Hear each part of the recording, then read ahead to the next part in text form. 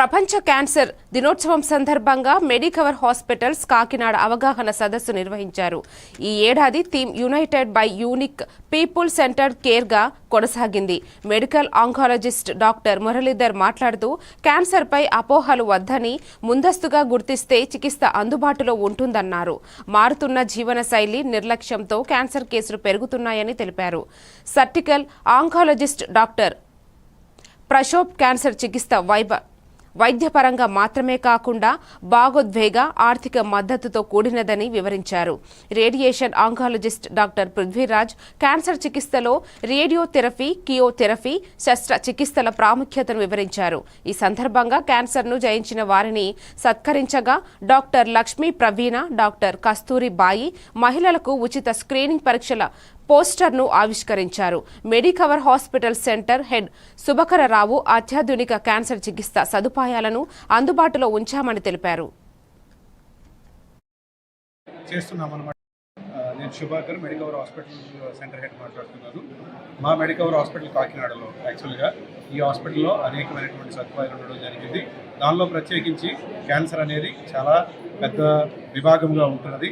ఈ Medicover hospital కాకినాడలో medical oncology, surgical oncology, radiation oncology, PET CT, nuclear medicine, histopathology అన్ని facilities కూడా available ఉండడం జరిగింది.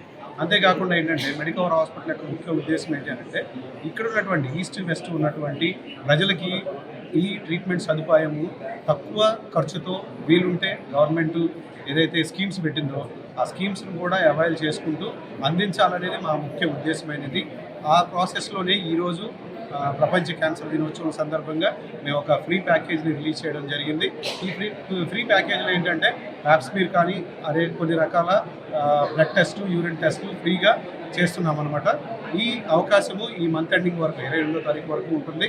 ఇది ఎవరైతే చూస్తున్నారో ప్రతి ఒక్కరూ దీన్ని గమనించి మీకు ఎవరికైతే అవసరము అలాగేనైనా ఇంపార్టెన్స్ అని అనుకున్నారో దాన్ని యూటిలైజ్ చేసుకోవాలని ఈ మీడియా ముఖంగా మేము కోరుతున్నాము.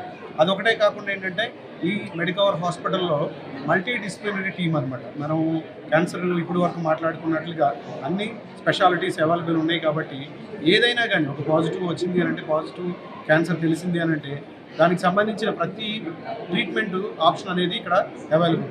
ఇప్పుడు ఈ రోజు నేను ప్రాముఖ్యంగా ఏం తెలియజేస్తున్నానంటే ఒకవేళ క్యాన్సర్ పాజిటివ్ అని తెలిసినా ఎవరూ భయపడాల్సిన అవసరం లేదు. మీరు ఫస్ట్ భయపడొద్దండి.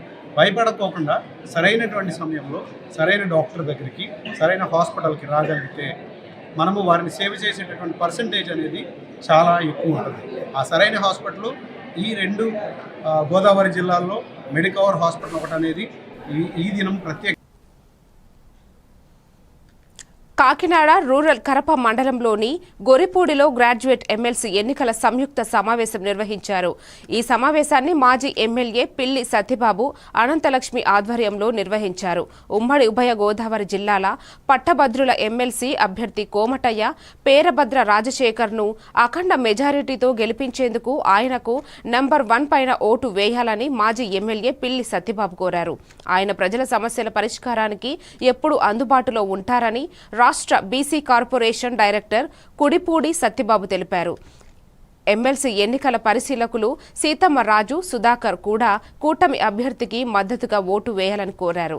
ఈ కార్యక్రమంలో టీడీపీ పార్లమెంటరీ సెక్రటరీ గండి వెంకటేశ్వరరావు, ఎంపీటీసీ యనమదల వెంకటలక్ష్మి, దొరబాబు, మాజీ జడ్పీటీసీ బుంగ సింహాద్రి, సీనియర్ టీడీపీ నాయకులు చప్పిడి వెంకటేశ్వరరావు, పెంకే శ్రీనివాస బాబా తదితరులు పాల్గొన్నారు. తెలుగుదేశం పార్టీ అభ్యర్థిగా పేరభద్ర రాజశేఖర్ ఉమ్మడి ఎమ్మెల్సీ అభ్యర్థి, గ్రాడ్యుయేట్ ఎమ్మెల్సీ అభ్యర్థిగా నిలబడతాం.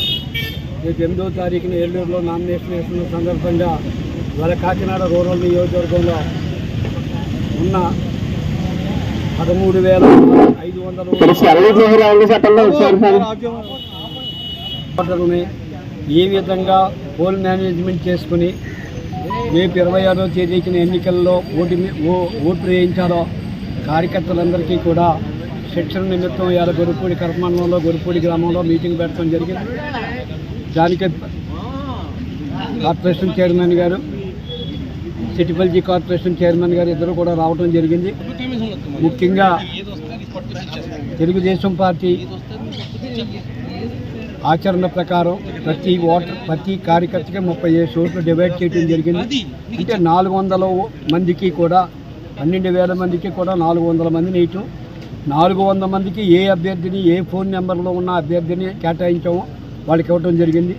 రేపు నుంచి లిస్టులో ఉన్న 30 మందిని ఆ ఫోన్లో సంప్రదించుకుని ఆయన ఇంటికి వెళ్ళి ఓటు అడిగి రేపు 27వ తారీఖు నాడు కరప మండలంలో ఉన్న కరప